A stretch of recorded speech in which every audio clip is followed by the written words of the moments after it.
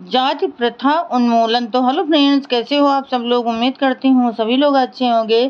Friends, देश के विभिन्न असम्मिलित क्षेत्रों और अंशतः सम्मिलित देशों के बारे में आजकल जो चर्चा चल रही है, उससे भारत में मूल जन जातियों की स्थिति पर लोगों का ध्यान गया है। इन जातियों के लोगों की संख्या कम से कम लगभग 1,30,00,000 होगी। यदि हम इस प्रश्न को छोड़ दें कि नए संविधान में उन्हें सम्मिलित न करना सही है या गलत, सच ये है कि हालांकि हमारा देश इस बात पर गर्व करता है कि हमारी सभ्यता हजारों वर्ष पुरानी है, ये मूल आदिम जातियां इसी पुरानी असभ्य स्थिति में रह रही हैं।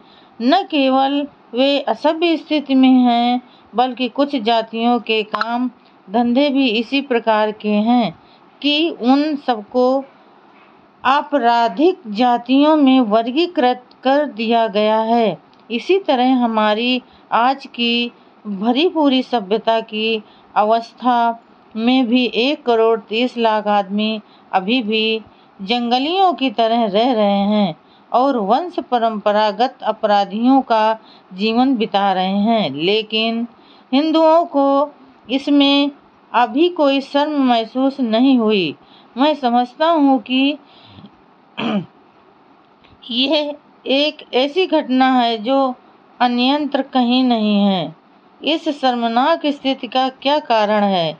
इन आदिम जातियों को सभ्य बनाने का और उन्हें सम्मानजनक ढंग से जीविका दिलाने का प्रयास क्यों नहीं किया गया? हिंदू लोग उनकी इस बर्बर अव्यवस्था का ये कारण बताएंगे कि वे जन्म से ही जंगली हैं।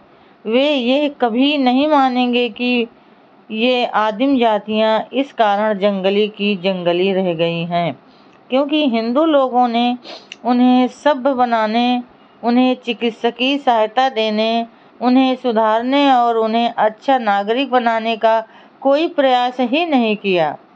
अब मान लें कि कोई हिंदू भी इन मूल निवासियों के लिए वो सब कुछ करना चाहता है जो ईसाई प्रचारक कर रहा है, तो क्या वो वैसा कर पाता?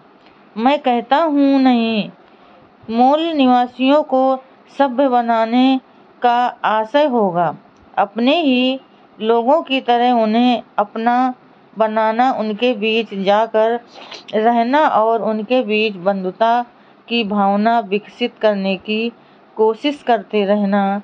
किसी हिंदू के लिए ऐसा करना कैसे संभव है? उसकी पूरी जिंदगी अपनी जाति को बनाए रखने की भरकस कोशिश तक ही सीमित है। जाति ही उसकी वो अमूल्य निधि है जिसकी उसे हर कीमत पर रक्षा करनी है।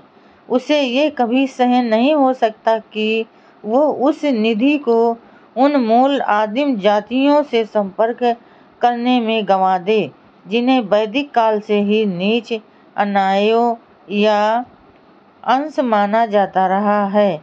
ऐसा नहीं है कि हिंदुओं को पतित मानवता के उत्थान की कर्तव्य भावना सिखाई ही नहीं जा सकती, लेकिन कठिनाई ये है कि चाहे उनमें कितनी ही कर्तव्य भावना क्यों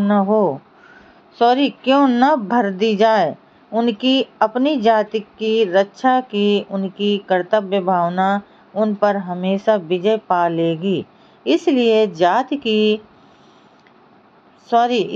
जाति ही वो मुख्य स्पष्टीकरण है जिसके कारण हिंदुओं ने स्वयं सभ्य हो जाने के बावजूद जंगली जातियों को जंगली ही बने रहने दिया है और इसमें उन्हें न तो लज्जा का अनुभव होता है, न ही बुरा लगता है और न कोई पश्चाताप होता है। हिंदू ये नहीं समझ पाए हैं कि इन मूल निवासियों से उन्हें कभी भी खतरा हो सकता है।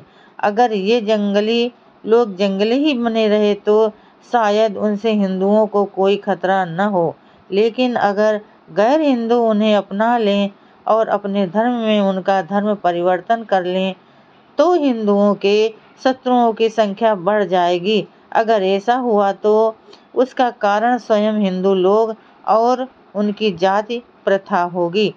तो फ्रेंड्स, आज के लिए बस इतना ही। कल फिर मिलेंगे अगले नए वीडियो के साथ। तब तक के लिए फ्रेंड्स, जय भीम, नमो बुद्धाय।